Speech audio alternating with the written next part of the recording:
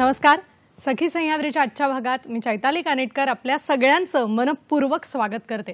काय गंमत आहे बघा ना, आपण जेव्हा आरशात बघतो ना तेव्हा सर्वप्रथम आपण आपले केस निहाळतो आणि ते व्यवस्थित करतो.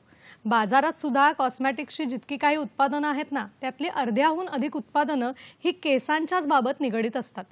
अगदी खरं सांगायचं तर केसांच्या बाबतीत माणूस काय करू शकतो आणि काय काय गमावू शकतो ह्याचा प्रत्यय आपल्याला ॲडव्होकेट रत्न पारखी यांची शेपटा नावाची कविता वाचल्यावर आल्या वाचून राहणार नाही. या कवितेत वर्णन केल्याप्रमाणे SSCच्या परीक्षेला बसलेला मुलगा कवितेतल्या शुभदा जोशी यांच्या केसाच्या शेपट्याकडे एकटक बघत राहतो आणि अख्खा पेपर त्याचा कोरा राहतो. केसानी त्या गळा कापला अलगदची माझा अशीच त्याची काहीशी अवस्था होऊन बसते. गमतीचा भाग वगळता केसांच्या बाबतीत आपण खूप जागरूक असणं खरं तर आवश्यक आहे, नाहीतर त्याच्यातून ज्या समस्या निर्माण होतात त्यावर उपाय करताना खरंच त्रेधा तिरपीट होऊन बसते.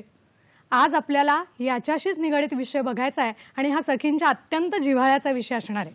पाहूया आजचा विषय काय आहे तो.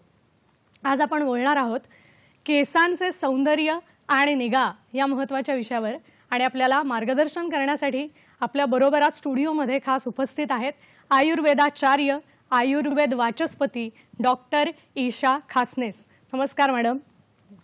कार्यक्रमात आपलं मनापासून स्वागत करते आणि मला वाटतं खरंच सगळ्यात सखींच्या हा जिव्हाळ्याचा विषय आहे की केस म्हटल्यानंतर त्याच्यासाठी आपल्याला अनेक गोष्टी करायच्या असतात, आपले केस नीट व्यवस्थित ठेवायचे असतात.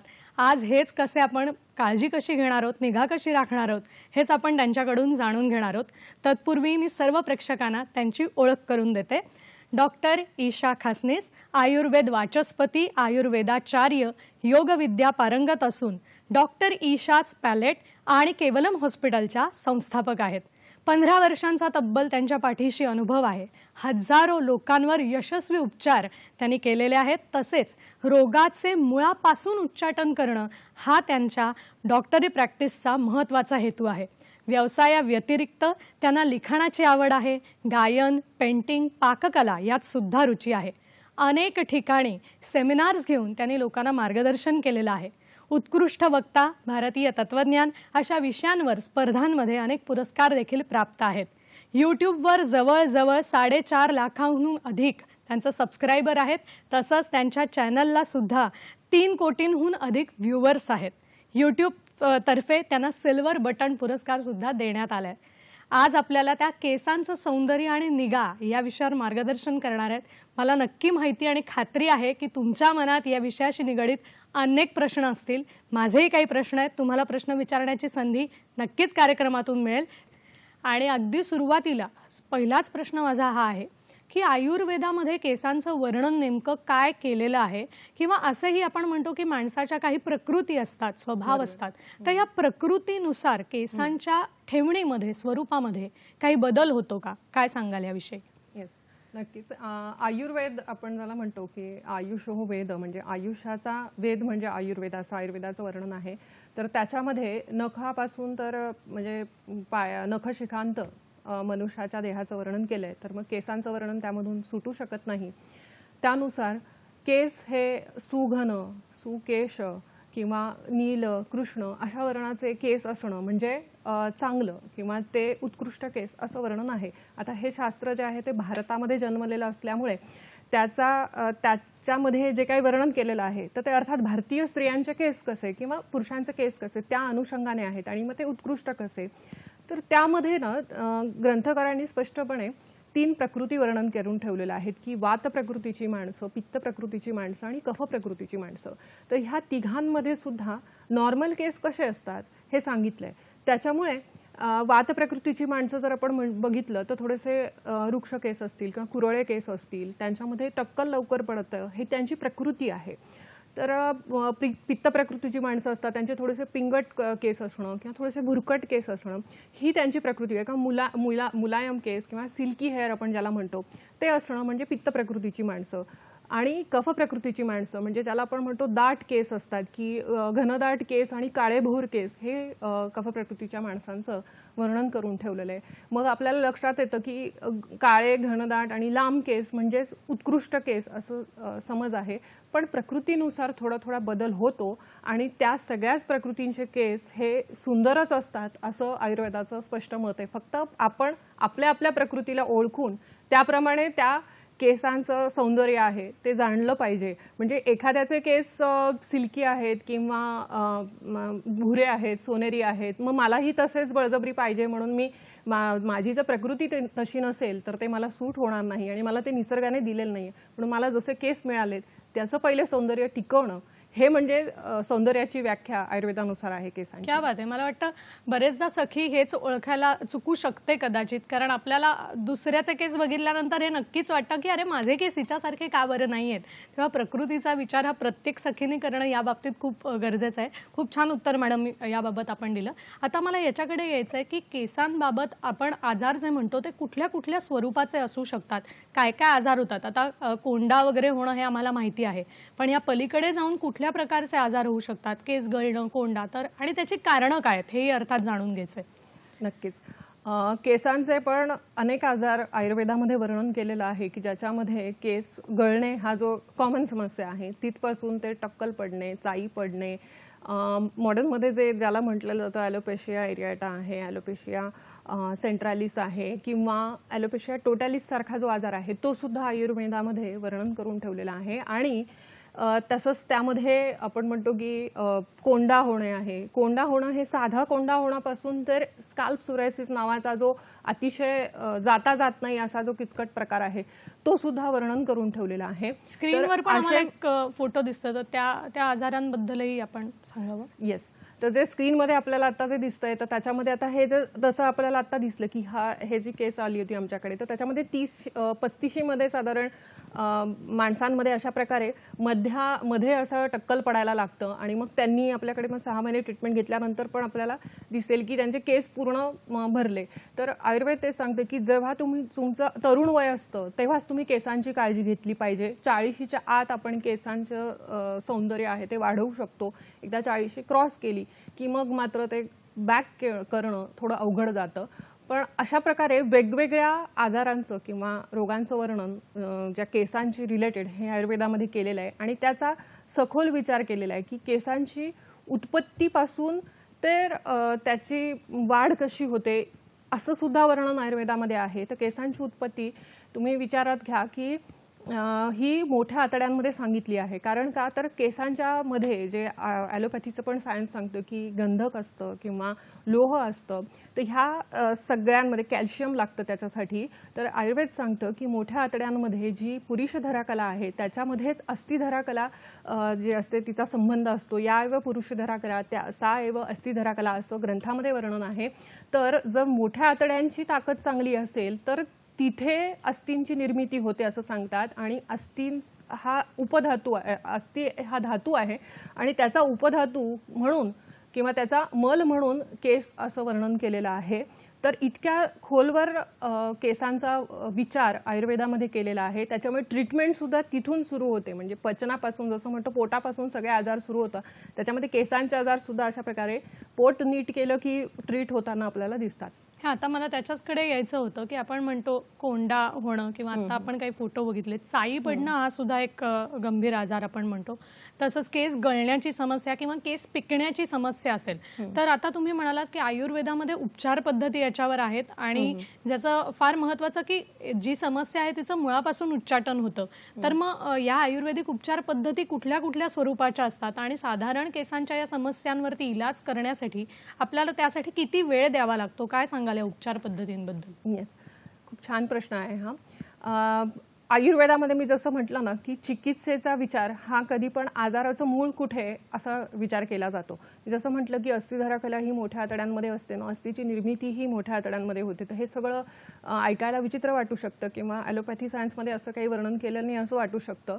पण त्याचं अगदीच उदाहरण द्यायचं ना तर जेव्हा तुम्हाला डिहायड्रेशन होतं तेव्हा इतकं कॅल्शियम कमी होतं तुमचं की पायामध्ये पेटके येणं किंवा गोळे येणं हे दिसतं. म्हणजे थोडक्यात काय की कॅल्शियमचा आणि मोठ्या आतड्यांचा संबंध आहे, आपल्याला मान्य करावं लागतं. आणि कॅल्शियमचा खूप मोठा रोल हा अस्थि निर्मितीमध्ये आहे. आणि ते म्हणजे हाडं जर तुमची चांगली असतील तर तुमचे केस चांगले राहतात, तुमचे नख चांगले राहतात, तुमचे दंत चांगले राहतात, म्हणजे दात चांगले राहतात असं सांगितलं आहे. आणि केस हा सेकंडरी अवयव आहे ह्याच्या दृष्टीने, म्हणजे आरोग्याच्या दृष्टीने किंवा शरीराच्या दृष्टीने. त्याच्यामुळे सगळ्यात पहिल्यांदा जे काही पोषण आहे ना ते पहिले शरीर चांगल्या तुमच्या अवयवांना द्यायचं, जे महत्त्वाचे आहेत. म्हणजे लिव्हर आहे, किडनी आहे, हार्ट आहे, ह्यांना पहिले पोषण मिळत असतं. आणि मग उरलं तर मग ते पुढे जाऊन स्किनला जातं आणि मग पुढे जाऊन केसांना जातं. म्हणजे याचा अर्थ जेव्हा तुमचे केस गळतात तेव्हा शरीर तुमचं तुम्ही समजून घेतलं पाहिजे की शरीर पहिले तुमच्या महत्त्वाच्या अवयवांना पोषण देते आणि ते पोषण कमी पडतंय म्हणून ते तुमच्या स्किनकडचं किंवा तुमच्या केसांकडचं पोषण आहे ते कट डाऊन करतंय. म्हणजे हा त्याचा साधा अर्थ होतो. म्हणजे थोडक्यात केस चांगलं असणं हे ज्याचे सगळे सप्तधातू सांगितलेत आयुर्वेदामध्ये, रस, रक्त, मांस, मेद, अस्थि, मज्जा, शुक्र, हे जर सप्तधातू तुमचे सारवान असतील, बलवान असतील तर केस तुमचे चांगले राहतात किंवा तुमची स्किन आहे म्हणजे त्याचं रिफ्लेक्शन तुमच्या स्किन आणि केसांमधून आपल्याला दिसतं. म्हणजेच आतून इंटरनल हेल्थ ही किती महत्त्वाची आहे ह्याचा विचार केला आहे आयुर्वेदाने आणि त्या अनुषंगाने चिकित्सा सांगितली आहे. म्हणून बस्ती म्हणजे केसांची जी चिकित्सा आहे ना त्याच्यामध्ये पंचकर्माचा सुद्धा विचार केलेला आहे किंवा अभ्यंतर औषधांचा विचार केलेला आहे की तुमचं पोट म्हणजे अगदी खाणं पिणं वागणं ह्या सगळ्यांपासूनचा विचार केलेला आहे. ते जर व्यवस्थित राहिलं तर एंड प्रोडक्ट तुमचा चांगला होणार आहे. आणि एंड प्रोडक्ट हा स्किन आणि केस असतो हे कधी पण आपण लक्षात घेतलं पाहिजे. नक्कीच मला वाटतं तुम्ही म्हणालात ते फार महत्त्वाचं आहे की केस हे बाह्य असले तरी ते चांगले राहण्यासाठी आपण आतमध्ये म्हणजे आपले अंतर्गत सुद्धा स्वास्थ्य किती चांगलं हवं हे फार महत्त्वाचं आहे. आपल्याला कार्यक्रमात एक फोन येतोय. अनुपमा प्रधान आपल्याला ठाण्याहून प्रश्न विचारतायत. नमस्कार. नमस्कार. नमस्कार. नमस्कार. मी प्रश्न विचारा. अनुपमा प्रधान बोलते. बोला. अनुपमा प्रधान बोलते. मला असा प्रश्न विचारायचा आहे की माझे केस खूप घनदाट आणि अगदी गुडघ्या एवढे लांब होते, पण काही वर्षापासून ते कायम गळत गळत गळत गळत आता अक्षरशः करंगळी एवढी जाडी उरली आहे. आणि इंदुलेखा तेल लावलं पण त्यांनी माझे केस फक्त लांब होत आहेत. पण घनदाट आणि जाडीला काय करायला पाहिजे? आपलं वय किती आहे? माझं वय जास्त आहे, 80 आहे. पण तरी माझे आता 2 वर्षापूर्वी सुद्धा घनदाट केस होते. बर, नक्की आपल्या प्रश्नाचं उत्तर मॅडम कडून येईल. त्यांनी सांगितलं की त्यांचं वय आता 80 आहे आणि अनेक वर्ष त्यांचे केस खूपच चांगले होते, तर आता ते कमी झाले. आता ह्याच्यामध्ये कसं असतं ना की आता 80 वर्षापर्यंत ते असं म्हणतात, म्हणजे आता त्यांचं वय 80 असेल तर 78 वर्षापर्यंत त्यांचे केस घनदाट होते. तर हे पूर्वीच्या पिढीचं जे आपण म्हणतो खाणं पिणं किंवा राहणं होतं त्याचा तो परिणाम आहे. आणि दुसरं म्हणजे आयुर्वेदामध्ये असं सांगितले की काहींच्या अंगावरच केस खूप असतात आणि त्यासोबतच डोक्यावर सुद्धा खूप जास्त केस असतात. लव पण जास्त असते आणि डोक्यावर सुद्धा जास्त केस असतात. ते त्यांची प्रकृती असते.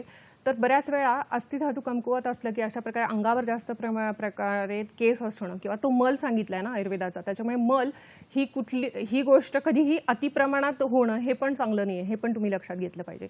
म्हणजे जास्त शौचाला झाली म्हणजे खूप चांगलं असं आपण म्हणतो का? तर नाही. म्हणजे ज्या प्रमाणात आपण अन्न खातो त्याच्या प्रमाणात मल हा कमी तयार झाला पाहिजे. तसंच हस्तिधातूचा जो मल म्हणजे हाडांचा मल या स्वरूपामध्ये जर आपण केस असं बघत असू तर ते खूप जास्त प्रमाणात असणं हेही योग्य नसतं. आणि वयाचा हा जो परिणाम आहे तो एकदा 35 पर्यंत वयाला जे तुम्ही अंगावर आईच्या अंगावर जे दूध पेलेलं असतो ना माणूस, त्याच्यामधून स्टेम सेल शरीरामध्ये तुमच्या ज्या ऍक्टिव्ह असतात त्या टिल 35 तुम्हाला वेगवेगळे आजार होऊ देत नाही, ते तुमचं शरीर पडू देत नाही. आणि 35 नंतर मग ते शरीर पडायला लागतं आणि मग वेगवेगळे जे पण आपण कर्म करतो त्याचा टोला बसायला लागतो. आणि ह्या सगळ्यामध्ये एक महत्त्वाचं गोष्ट होते ते म्हणजे की शरीरातला वात वाढतो. आणि शरीरातला वात जसं जसं तुमचं वार्धक्य जवळ येतं तसं तसं तो वात हा जास्त वाढायला लागतो. म्हणजे 3 दोष सांगितलेत ना, कफ पित्त वात. तर ह्याच्यामध्ये कफ हा बालकांमध्ये जास्त असतो, पित्त हा तरुणपणामध्ये जास्त असतो. आपण बघितलं की तारुण्य अवस्थेमध्येच तुम्हाला तारुण्य पिटिका येणं किंवा पित्ताचे ऍसिडिटीचे त्रास जास्त होणं हे होतं. आणि जशी तुमचं वार्धक्य जवळ येतं तसं तसं वाताचे आजार तुमच्या मागे लागतात की सांधेदुखी होते किंवा वेगवेगळे जसं हाडं वगैरे झिजायला लागतात. तर हे सगळं अस्थिधातू जीर्ण झाल्याचं लक्षण असतं. त्याच्यामुळे ह्या वयामध्ये आपण अभ्यंग करणं हे खूप महत्त्वाचं आहे. कारण का तर जनरली अभ्यंग हा आयुष्यभरच करावा असं सांगितले. जर तुम्हाला अस्थिधातूचं पोषण चांगलं राहावं किंवा अस्थिधातू चांगला राहावा असं वाटत असेल तर अभ्यंगाचं महत्त्व सांगताना सांगितलंय की अभ्यंगमाचरेत नित्यम सजरा श्रमवातः. आणि म्हणजे काय की तेल लावणं आणि आंघोळ करणं. आणि ह्याच्यामध्ये पण तम विशेषण शीलयेद शिरश्रवण पादेशू असं सांगितले की शिरश्रवण पादेशू म्हणजे डोकं, नंतर पाय आणि आपले कान यांना विशेष करून तेल लावलं गेलं पाहिजे. कारण मुंबईचे लोक आहेत, आम्हाला तर वेळ नाही एवढं तेल लावायला वगैरे. पण हे असं न करता आपण ॲटलिस्ट डोक्याला तेल लावणं किंवा कानाला तेल लावणं किंवा पायाला तेल लावणं हे केलं पाहिजे. हे जर केलं तर आपल्या हाडांची ताकद चांगली राहते. त्याचबरोबर पोटातून खारीक आहे, डिंक पावडर आहे, खारीक पावडर डिंक पावडर समप्रमाणामध्ये एकत्र करा. सकाळ संध्याकाळ 1-1 चमचा दुधासोबत घ्या. जर तुम्हाला दुसरे काही त्रास नसतील तर ह्या साध्या साध्या उपायांनी सुद्धा तुमची केस गळती थांबू शकते. दुसरं म्हणजे की वेगवेगळ्या प्रकारची तेलं जी असतात त्याच्याने तुम्ही म्हणतात की आमचं फक्त हेअर ग्रोथ होतो. त्याच्या व्हॉल्यूम वाढवणारे सुद्धा काही केस असतात. जसं कोरफड सांगितली आहे, कोरफड आहे, नंतर जास्वंदी आहे, जास्वंदीचं पान असतं आणि वटजटा आहे. तर ह्या सगळ्यांचं जर तुम्ही मिश्रण करून जर त्या तेलामध्ये त्याचा पाक केला आणि ते तेल जर तयार केलं तर हे तेल सुद्धा केसांच्या मुळाशी लावल्यानंतर त्याचा उत्कृष्ट परिणाम होतो. आणि त्यासोबतच काही विविक्षित आयुर्वेदामध्ये औषधं सांगितलीत, प्रवाळ पंचामृत, गंधक रसायन अशी जर औषधं आपण घेतली वैद्यकीय सल्ल्याने जवळच्या तर त्याचा निश्चित आपल्याला फायदा होऊ शकतो. नक्कीच. मला वाटतं यांच्या उत्तराच्या निमित्ताने आपण बऱ्याच गोष्टी सांगितल्यात आणि घरगुती काही उपचारांचा आपण उल्लेख केलात. तर ह्याविषयी आपण त्यांच्याकडून अधिक जाणून घेणार आहोत. पण इथे वेळ झाली एका छोट्याशा विश्रांतीची. आपण मात्र कुठेही जाऊ नका, आम्ही लगेचच परत येतोय. पाहत रहा सखी सह्याद्री.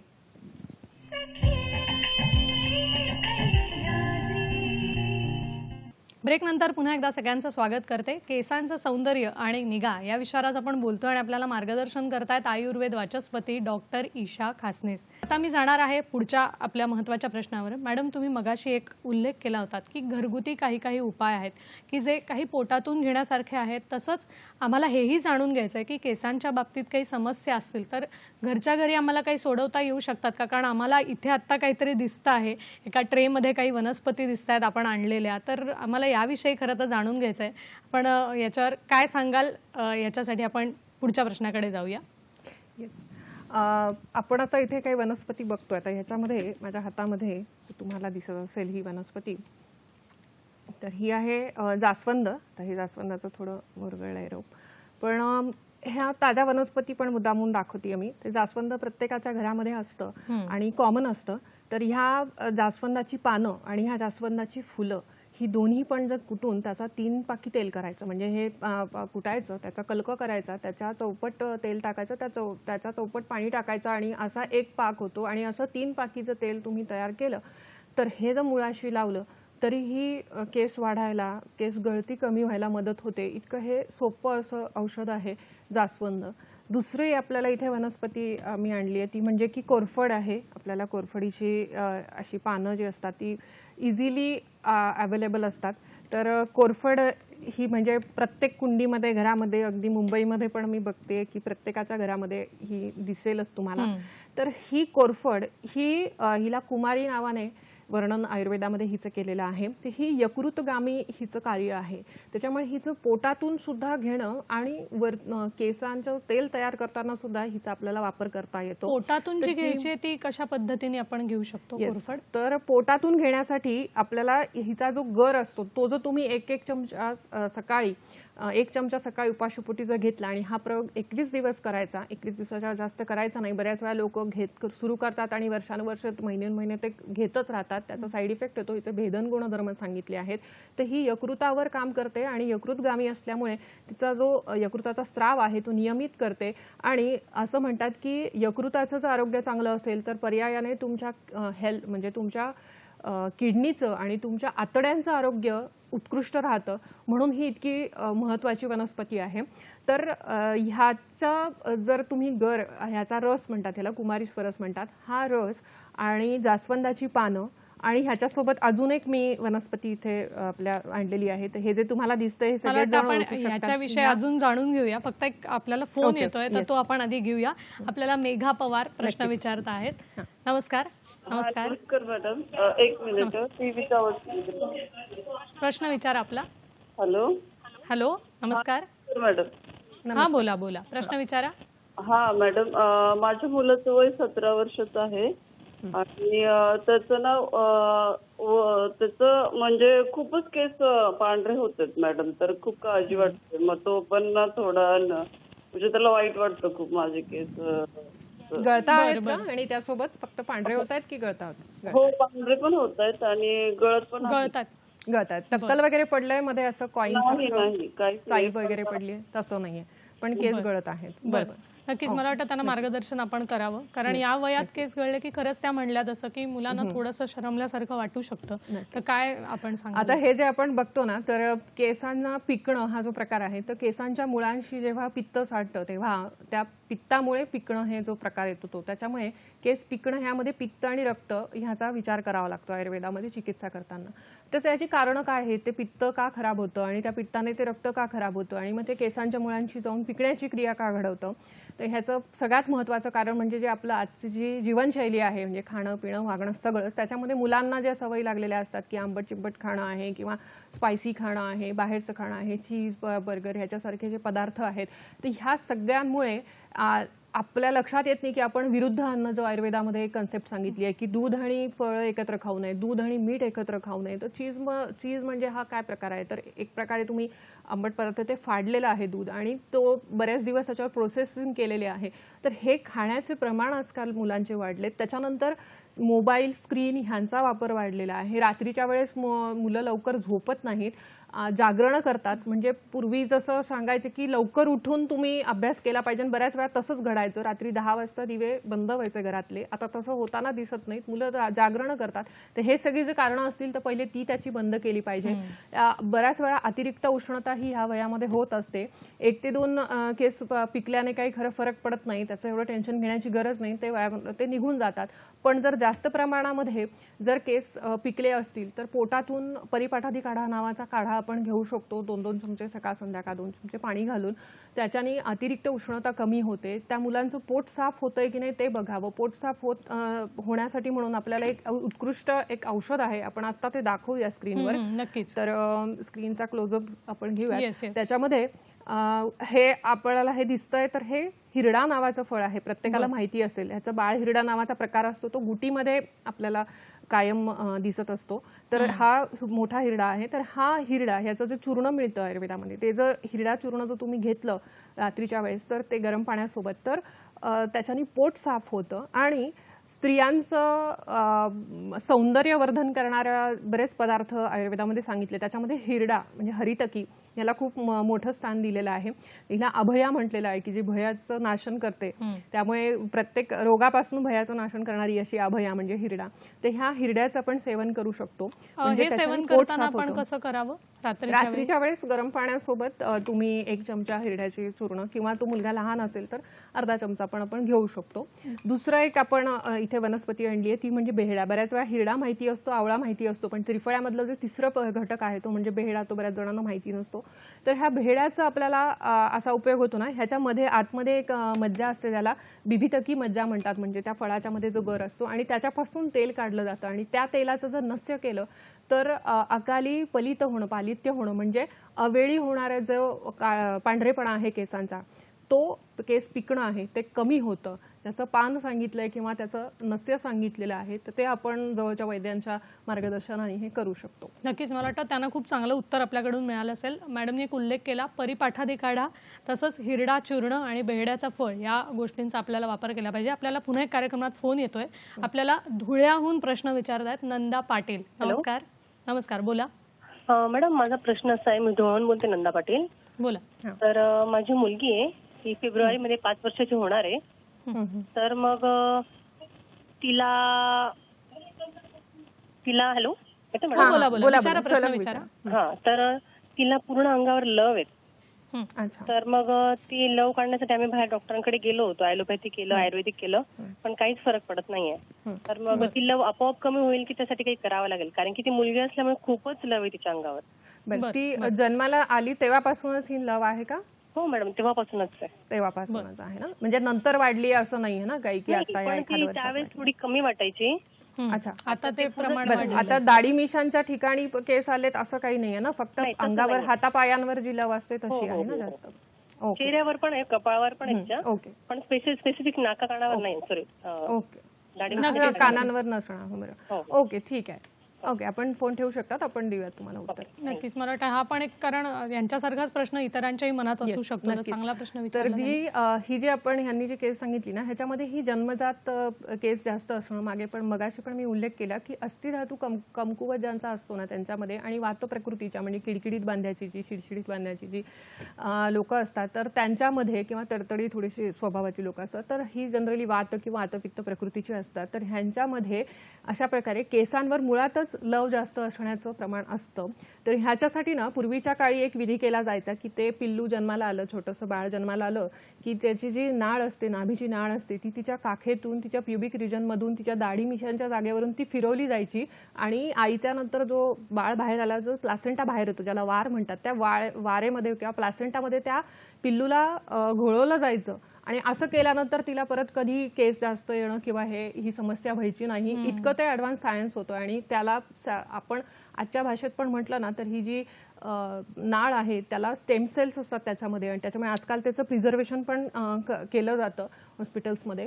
तर इतकं त्याचं महत्त्व आहे. तर ह्याच्यात औषधी गुणधर्म असतात. तर हे आजकाल ज्या सगळ्या त्या प्रथा हे झालेल्या आहेत त्यामुळे मागे पडल्या, त्याच्यामुळे ते शक्य होत नाही किंवा ते केलं जात नाही. सिझेरियन वगैरे होतात किंवा हॉस्पिटलमध्ये डिलिव्हरीज होतात. तर ह्या प्रथा कुठेतरी आपण प्रिझर्व करणं आणि त्याच्यावर संशोधन करणं गरजेचं आहे, कारण की हा खूप किचकट प्रकार असतो. जर ही जन्मजात लव असल्यामुळे ही जाणं मुश्किल असतं, तरीही आपण असं करू शकतो. त्याच्यासाठी पण आयुर्वेदाने एक उपचार सांगून ठेवलेला आहे. सोनकाव, नंतर लोणी आणि सुवर्णगैरिक, म्हणजे सोनकाव म्हणजे सुवर्णगैरिक, लोणी आणि आंबे हळद एकत्र करून जर ते त्या पिल्लूला जर घासलं तुम्ही, आणि आता ती मोठी तशी झालेली, पण लहान मुलं जर असतील तर त्यांना घासलं तर त्याचा जास्त फायदा होतो. हिच्यामध्ये पण आपण हा प्रयोग करून बघायला हरकत नाही. 3 वर्षापर्यंत हा सतत प्रयोग करावा लागतो.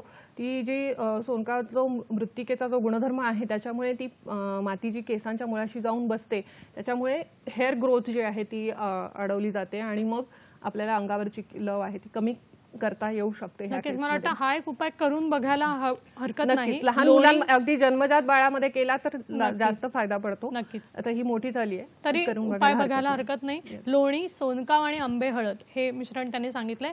या विषयावर मॅडम असंच मार्गदर्शन पुढे करणार आहेत. फक्त वेळ झाली एका छोट्याशा विश्रांतीची. आम्ही लगेच परत येतोय. पाहत रहा सखी सह्याद्री.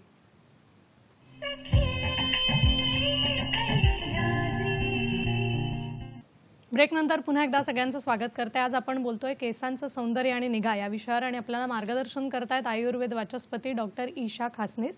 ब्रेकपूर्वी आपल्याला खूप चांगलं मार्गदर्शन त्यांच्याकडून मिळतं आहे आणि आता मिळतही राहणार आहे. आपल्याला एक कार्यक्रमात फोन येतोय, तर तो आपण घेऊया. आपल्याला शिवानंद वसेदार प्रश्न विचारतायत निपाणीहून. नमस्कार. हॅलो. हॅलो, बोला. प्रश्न विचारा.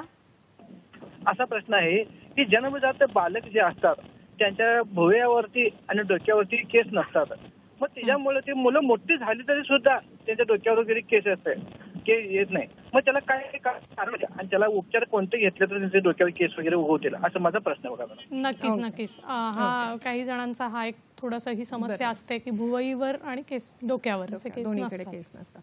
तर ना ह्याला ऍक्च्युली अशा प्रकारे भुवयांवर केस नसणे किंवा याच्यावर डोक्यावर तर नसणे आणि अंगावर सुद्धा केस नसतात, ह्याला ॲलोपेशिया टोटॅलिस नावाचा हा आजार आहे. याच्यामध्ये संपूर्ण अंगावर केस नसतात. तर हा जनरली हेरिडेटरी असतो, जेनेटिक असतो असं म्हणतात. म्हणजे त्याच्यामध्ये बीजदोष हे त्याला कारण सांगितले आयुर्वेदाने. तर ह्याच्यामध्ये ना आयुर्वेद हा वेगळ्या दृष्टीने विचार करतो. म्हणजे आता ह्या अनुषंगाने प्रश्न खूप छान आहे. तर आयुर्वेदाचा विचार कसा वेगळा आहे ते मी सांगते की अगततंत्राचा ह्याच्यामध्ये विचार केला जातो. अगततंत्र ही आयुर्वेदामध्ये वेगळी पॅथी आहे, बऱ्याच जणांना माहिती नाही आहे. त्याला टॉक्सिकॉलॉजी म्हणतात. म्हणजे टॉक्सिकॉलॉजीचं वर्णन सुद्धा आयुर्वेदामध्ये आहे, हे माहिती नाही. तर ह्याच्यामध्ये त्यांनी असं सांगितले की अशा प्रकारे वेगवेगळ्या विषांचा जेव्हा संपर्क तुमच्याशी येतो तेव्हा केस हे झडून पडतात, गळून पडतात. त्याच्यावर अशा वेगवेगळ्या अगदांचं वर्णन केलं. अगद म्हणजे अशी औषधं की त्या विषाचा नाश करतात. जसं आपल्याकडे वेनमसाठी म्हणजे सापाच्या विषासाठी अँटीडोट वगैरे असतात, तशा अँटीडोट्सचं काही काही वर्णन केलेलं आहे. ते म्हणजे अगद तंत्र. त्याच्यातली औषधं ह्याच्यासाठी वापरावी लागतात. अजून जर ते जन्मजात असेल बाळाला तर त्याच्यामध्ये बीजदोष नावाचा फॅक्टर कन्सिडर करून, जसं गर्भसंस्कार हा जो प्रकार आजकाल पॉप्युलर झालेला आहे ना, तसं बीज संस्कार हा प्रकार पॉप्युलर व्हायला पाहिजे. बऱ्याच जणांना हे माहितीच नसतं. गर्भसंस्कार म्हणजे पोटात बाळ राहिल्यानंतर प्रेग्नन्सीमध्ये जे उपचार सुरू होतात त्याला गर्भसंस्कार म्हणतात. पण त्याच्या आधी बीजसंस्कार होणं हे गरजेचं आहे. त्यासाठी स्त्री आणि पुरुष दोघांची सुद्धा जर पंचकर्माने शरीर शुद्धी केली तर ते कुठलेही दोष राहत नाही. आयुर्वेदात एक सूत्र सांगितले की शरीरजानाम दोषानाम क्रमेण परमौषधम बस्तिर्विरेको वमनम तथा तैलम घृतम मधु.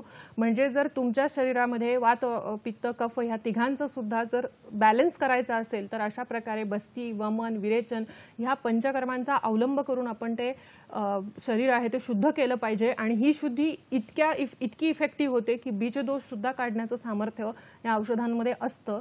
आणि मग नंतर त्याच्यामध्ये वेगवेगळ्या अगदांचा वापर करावा लागतो. ह्याचं उत्तर आपल्याला अगदतंत्रामध्ये मिळतं की वेगवेगळी औषधं सांगितलीत, अजित अगद म्हणून किंवा चंद्रोदय अगद म्हणून किंवा महाहस्ती अगद म्हणून. तर अशा प्रकारे ह्याची खूप लॉंग टर्म 1.5-2 वर्ष ट्रीटमेंट करावी लागते, तेव्हा कुठे आपल्याला ते फळाचं येतं. आणि त्यांनी म्हटलं त्याप्रमाणे ही जी जे काही उपचार पद्धत घेतोय त्याला आपण वेळही तितकाच द्यावा लागतो. जसं मागे तुम्ही प्रश्न विचारला होता की याला टाइम किती लागतो, तर ह्याच्यामध्ये उत्तर असं आहे की जर हा अस्थिचा मल आहे तर शरीरामध्ये जे सप्तधातू सांगितले तर त्याच्यामध्ये एक एक धातू निर्माणाला 1 महिना असं कन्सिडर करायला सांगितलंय चिकित्सा करताना. वेळ थोडासा संयम म्हणजे या ठिकाणी आवश्यक आहे. म्हणजे रस रक्त मांस मेद अस्थींचा मल हा जर केस सांगितलंय तर हा 5वा धातू आहे. आणि म्हणजे 5 महिने मिनिमम ट्रीटमेंट. जसं मागे आपण एका फोटोमध्ये बघितलं होतं की त्यांना एक्झॅक्ट 6व्या महिन्यामध्ये रिझल्ट आला होता. नक्कीच की 6 महिन्यानंतर तुम्हाला ते केस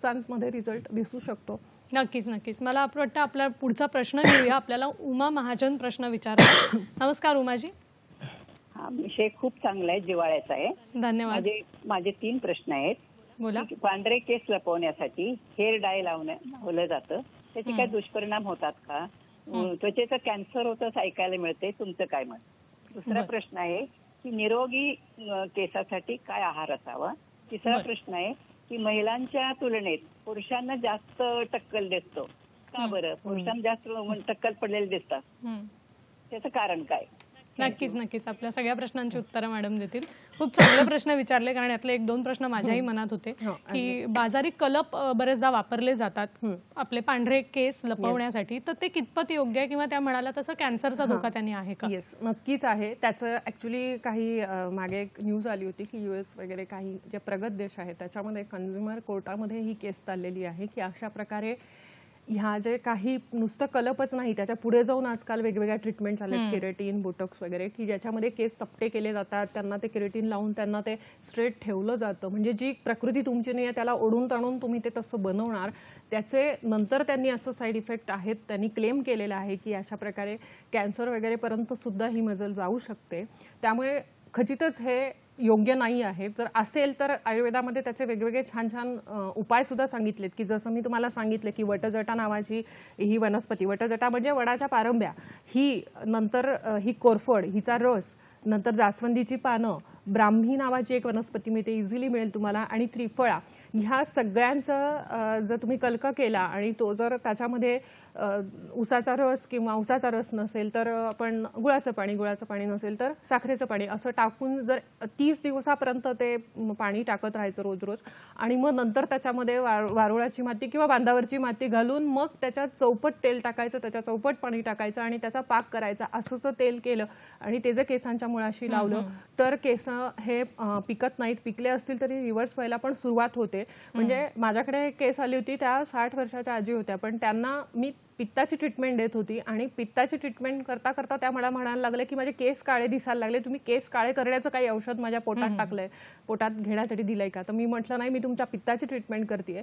तर हा तुमचा साईड बेनिफिट आहे त्या पित्ताच्या ट्रीटमेंटचा, की तुमचे केस म्हणजे केसांवर ट्रीटमेंट करायची असेल तर पित्ताला शमन केलं पाहिजे. तर नॅचरली तुम्ही हे केलं पाहिजे. मगाशी आणि मी त्यांनी सांगितलं अजून की एक प्रश्न विचारला की आहारात काही बदल करता येईल का? एक्झॅक्टली, जे आपण म्हणतो ना की तिखट, खारट आणि आंबट हे 3 पदार्थ आपल्या शरीरामध्ये जास्त जातात आणि म्हणून तुम्ही वैद्याकडे येतात तेव्हा तुम्हाला कडू आणि तुरट चवीची औषधं हे घ्यावी लागतात. त्याचं कारण आहे की षड्रसात्मक आहार सांगितलेले, की सर्व रसानाम अभ्यास बलवर्णकराणाम सांगितलेले, की सगळ्या जर तुम्ही साहीच्या साही जर असं पोटामध्ये घेतले तर ते तुमचं बल आणि वर्ण वाढवतो. वर्ण वाढवतो म्हणजे तुमची त्वचा चांगली होते, त्वचा चांगली झाली की तुमचं केस थोडक्यात षड्रसयुक्त आहार घेतला पाहिजे, आवश्यक आहे. आणि त्यांचा तिसरा प्रश्न होता की पुरुषांमध्ये टक्कल हे जास्त दिसतं आणि स्त्रियांमध्ये तेवढं प्रमाण नाही, तर असं का बरं असावं? येस, तर त्याच्यामध्ये पुरुषांमध्ये जास्त दिसतं. तर त्याच्यात सगळ्यात हेरिडिटरी हे जे प्रकार आपण ह्याच्यामध्ये मानतो, की जो अनुवंशिकता असते, की ज्या पुरुषांमध्ये घराण्यामध्ये वडिलांना टक्कल पडलंय त्यांना पुढे जाऊन टक्कल पडतं हे आपण बघतो. त्याच्यामध्ये त्यामुळे जो टेस्टोस्टेरॉन नावाचा हार्मोन असतो तर त्याच्यामध्ये जो डिहायड्रेट टेस्टोस्टेरॉन नावाचा DHT नावाचा जो प्रकार असतो तो हेअर रूट फॉलिकल ब्लॉक करतो आणि त्यामुळे मग त्यांच्यामध्ये केस गळण्याचं प्रमाण हे जास्त असतं तुलनेने स्त्रियांच्या. पण स्त्रियांमध्ये सुद्धा अशा प्रकारे जेव्हा PCOD वगैरे सारख्या समस्या सुरू होतात, पाळीशी रिलेटेड आजार सुरू होतात आणि हार्मोनल इम्बॅलन्स होतो, तेव्हा स्त्रियांमध्ये सुद्धा केस गळायला आणि अक्षरशः टक्कल पडायला मुलींमध्ये सुद्धा आजकाल आपल्याला दिसतं कमी वयामध्ये बिकॉज ऑफ हार्मोनल इम्बॅलन्स. नक्कीच, मला वाटतं बरीच कारणं आहेत आणि ती आपल्याला लक्षात घ्यायला पाहिजे. मॅडम असंच मार्गदर्शन पुढेही करणार आहेत. फक्त वेळ झाली एका छोट्याशा विश्रांतीची. लगेचच परत येतोय. पाहत रहा सखी सह्याद्री.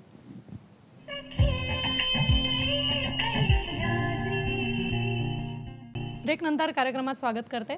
आज आपण बोलतोय केसांचं सौंदर्य आणि निगा या विषयावर आणि मार्गदर्शन करतायत आयुर्वेदाचार्य, आयुर्वेद वाचस्पती डॉक्टर ईशा खासनीस. ब्रेकपूर्वी आपल्याला खूप चांगली माहिती त्यांच्याकडून कळली आणि मॅडम आपल्याला कार्यक्रमात आधी फोन येतोय तो घेऊया आणि आपण आपल्या माहितीकडे येऊया. विनया परब आपल्याला प्रश्न विचारतायत विरारहून. नमस्कार. हा नमस्कार. नमस्कार. मी विरारवरून बोलते, विनया विरार. बोला बोला. माझा प्रश्न असा होता की मॅडम मला ना टायफॉइड झाला होता. त्या तापामध्ये केस जायला लागले, ते केस जातायत सारखे जातायत. काय औषध करू आणि काय ट्रीटमेंट करू काय समजेना झालं.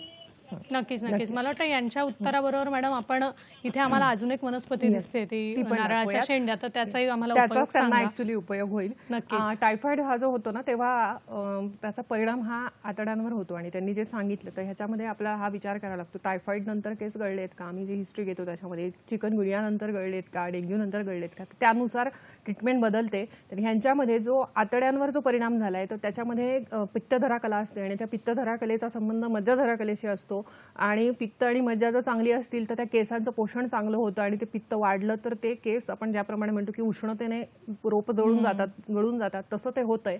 तर त्यांनी पटोलादी चूर्ण नावाचं एक औषध मिळतं ते घेतलं पाहिजे, भृंगराजासव म्हणून एक औषध मिळतं ते घेतलं पाहिजे. आणि त्याचबरोबर मी इथे त्यांना एक उपाय सांगतेय, ते म्हणजे की सोप्पा उपाय आहे, आपल्याला इथे दिसतं आहे, ते म्हणजे की नारळाच्या शेंड्या आहेत ही अगदी फेकून देण्याची गोष्ट आहे आणि ती किती उपयोगी असू शकते हे तुम्हाला सांगते. की त्याच्यामध्ये ह्याची जर आपण राख केली आणि ही राख जर मधातून घेतली तर आम्लपित्त, उचकी ह्यांचा पण नाश होतो आणि त्याचबरोबर ह्याचा जर अर्क विविध पद्धतीने काढला जातो अल्कोहोलमधून, हा जो पोटातून घेतो तो केस गळती त्वरित थांबते. इतकं हे मॅजिकल औषध आहे.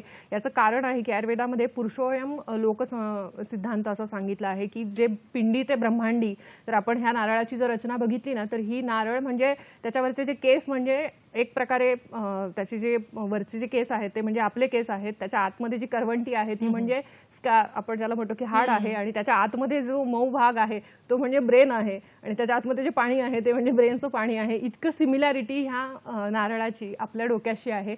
त्यामुळे तुम्ही म्हणालात मॅडम की आपण त्याची राख आहे ती मधातून राख करायची कशी, म्हणजे अगदी आपण उदबत्ती जाळतो तसं हे तुम्ही जाळलं एखाद्या भांड्यात ठेवून किंवा तव्यामध्ये कडल्यामध्ये ठेवून त्याची राख तयार होते होते आणि ती राख तुम्ही साठवून ठेवू शकतात आणि ती मधातून घेऊ शकता. ती मधातून घेताना कशी घ्यायची, सकाळी अंशपोटी की तुम्ही रात्री? येस, दोन्ही वेळेस तुम्ही घेऊ शकतात, सकाळ आणि हा संध्याकाळ. प्रयोग साधारण किती दिवस करायला हवा? कारण मगाशी हा तुम्ही उल्लेख तसा- केलात की हा हा, 21 आता दिवस ह्यांच्या मगाचा प्रयोग होता. केसमध्ये ह्यांनी महिनाभर केला तरी पण चालेल, बाकीच्यांनी हा SOS करावा, म्हणजे की जेव्हा लागेल तेव्हा करावा. बरं, जशी गरज पडेल त्या तसा पद्धतीने. करावा. Yes. खूप छान. मला वाटतं आता इथून पुढे कुठली सखी नारळाची शेंडी फेकून देणार नाही आणि हा प्रयोग नक्की करून बघेल, कारण हा सोपा उपाय आहे आणि तो केला आणि तो आयुर्वेदिक आहे. पुन्हा त्याचे कुठचेही आपल्याला साईड इफेक्ट्स दिसणार नाहीयेत, त्यामुळे हा नक्कीच सगळेजण करून बघू शकतील.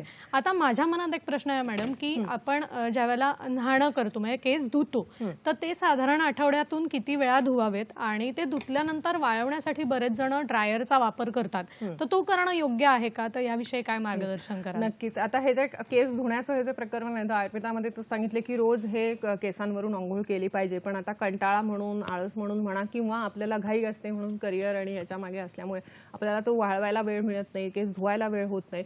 म्हणून महिला वर्ग तर बऱ्याच वेळा मोठे केस आहेत हे म्हणून आठवड्यातून 10-10 दिवसातनं, 8-8 दिवसातनं फक्त एकदा नहातात, तर हे चुकीचं आहे. त्याच्यानी कोंडा होणं, केस गळणं हे वाढीस लागतं. त्याच्यामुळे केस हे आठवड्यातून मिनिमम तुम्ही 1 दिवसाआड तरी न्हायला पाहिजे. नाही जमलं तर आठवड्यातून 2दा तरी तुम्ही न्हायला पाहिजे. आणि ते न्हाताना तुम्ही शिकेकाई, रिठा आणि हे जे मी तुम्हाला दाखवले ना कोरफड, हिचा गर जर तुम्ही केसांच्या मुळाशी लावला तर केस सुद्धा चांगले वाढतात आणि मग तुम्ही केस धुवा.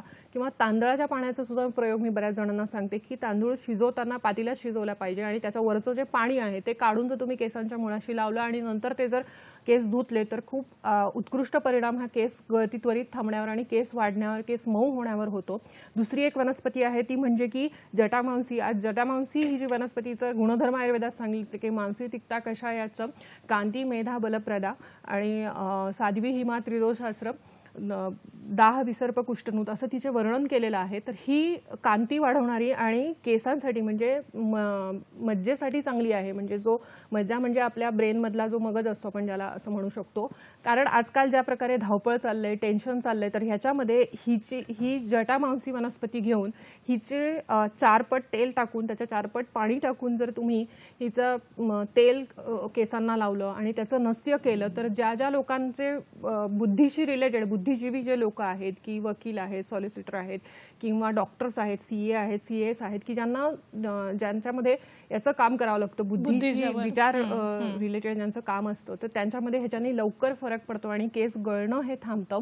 हिचा फांट करून म्हणजे गरम पाण्यामध्ये ही वनस्पती टाकून जर ते तुम्ही कोळून आणि गाळून प्यायलात तर त्वरित तुम्हाला झोपही शांत लागते, कमी वेळेमध्ये झोप पूर्ण होते आणि डोकं शांत राहिल्यामुळे स्ट्रेस कमी होतो आणि स्ट्रेसमुळे होणारी केस गळती कमी येते. तर अशा विविध प्रकारच्या वनस्पतींचा खजिना जेवढं बोलू तेवढं कमी आहे. खरं आहे, हे मात्र खरं आहे. कारण खरंच विषय मोठा आणि आपण आम्हाला इथेच एवढा खजिना दिला आहे की मला एक जाता जाता एक मनात प्रश्न आहे की आत्ताच तुम्ही म्हणालात की आत्ताचं युग धावपळीचं आहे, तर या विहारामध्ये पण कुठला बदल सखीने केला पाहिजे आणि जाता जाता त्यांना काय संदेश द्याल, म्हणजे काय सांगावं असं वाटतं तुम्हाला? नक्कीच. आपण ना बघा आपलं राहणं, खाणं, वागणं कसं बदलत गेलं बघा. की पूर्वीच्या काळी जेव्हा एखादा म्हणजे आपण आता बघतो स्ट्रेस, टेन्शन इतकं आलंय की साधं घरातून निघालं बाहेर की ट्रॅफिकमध्ये आपल्याला वेळ लागतो आणि त्याच्यामध्ये चिडचिड सुरू होते. त्यामध्ये जर कोणी 2 लोकांची ऍक्सिडेंट झाला किंवा काही एकमेकांना धडकले तरी हमरीतुमरीवर येतात. आणि तेच पूर्वीच्या काळी जर असे गावामध्ये वगैरे वातावरण असायचं, लोक एकमेकांना धडकले तरी सुद्धा काय कसं एकमेकांना विचारायचे, रामराम करायचे. तर हा आपल्या वागण्यामध्ये किती मोठा बदल झाला विचार करा की आपण जी काही धावपळीची किंवा लाईफस्टाईल केलेली आहे, तर ह्या सगळ्या चिडचिड माणसाला, त्रासलेली माणसं आहेत, वैतागलेली आहेत, तर हे जोपर्यंत आपण सोडणार नाही आणि आपण शांत किंवा हे एवढ्यासाठी स्वतःला जोपर्यंत वेळ देणार नाही की प्राणायाम करणं आहे सकाळी उठून, किंवा जसं अनुलोम विलोम हा प्राणायाम खूप जास्त उपयोगी पडतो केसांसाठी आणि तो इतका सोपा आहे, आज बऱ्याच जणांना येतो. तो डीप ब्रीदिंग करणं आहे, कपालभाती आहे, भस्त्रिका आहे, यासारखे व्यायाम करणं, 45 मिनिटं रोज चालणं हा सुद्धा एक साधा व्यायाम आहे, पण तो सुद्धा बऱ्याच जणांचा होत नाही. हे जरी तुम्ही केलं, ऍटलिस्ट एक वेळेस चालायला सुरुवात करा असं मी बऱ्याच वेळांना सांगते, तरी सुद्धा बराच स्ट्रेस रिलीफ होतो. कारण तुम्ही जेवढं मोकळ्या वातावरणामध्ये फिरायला जाऊ शकतात, चालायला, व्यायाम करू शकतात, तेव्हा तुमचा स्ट्रेस हा रिलीफ होतो आणि स्ट्रेस रिलीफ झाल्यानंतर तुमचं केस गळती आहे ती कमी होते. त्याचा फायदा केसांना जरूर होतो. तर नक्कीच, असा विहार नक्कीच. आपण केला पाहिजे आणि आहारामध्ये मागे आपण तसं वर्णन केलंच आहे. नक्कीच मला वाटतं आपण ज्या पद्धतीने म्हणालात की अनुलोम विलोम असेल, कपालभाती वगैरे असेल, तर हे खरंच सोपे आहेत आणि याचा सुद्धा केसांवरती चांगला परिणाम होतो. त्यामुळे याच्यासाठी आपल्याला वेळ द्यायला पाहिजे असं मला वाटतं. निश्चितच खूप चांगलं मार्गदर्शन आपण केलं आणि तुम्हाला आजचा विषय कसा वाटला हे आम्हाला जरूर कळवा. ते कळवायला विसरू नका. आपण नेहमी सोशल मीडियाचा वापर करून फेसबुकवरती, यूट्यूबवरती याच्या प्रतिक्रिया देत असता, तशा इथून पुढेही देत राहा. त्याच्याचमुळे आम्हालाही कार्यक्रम करायला प्रोत्साहन मिळतं. मॅडम, तुम्ही इथे वेळात वेळ काढून आलात आणि इतकं सुंदर मार्गदर्शन आम्हाला सगळ्या सखींना केलं, त्याबद्दल संपूर्ण सखी सह्याद्री टीमच्या वतीने मी आपले मनपूर्वक आभार या ठिकाणी व्यक्त करते. आणि खरंच आपण म्हणतो केसांचं वर्णन हे वेगवेगळ्या ठिकाणी वेगवेगळ्या पद्धतीने केलेलं आहे. त्यामुळे आपल्याला आपल्या केसांची काळजी ही घ्यायलाच पाहिजे, कारण केस जपले तर आपलं व्यक्तिमत्व सुद्धा तितकंच खुलेल. तेव्हा केस जपून राहा आणि सगळ्या औषधांचा वापर नियमितपणे करा. आपण भेटणार आहोत पुढच्या सखी सह्याद्रीच्या भागात एका नवीन विषयासह. नमस्कार.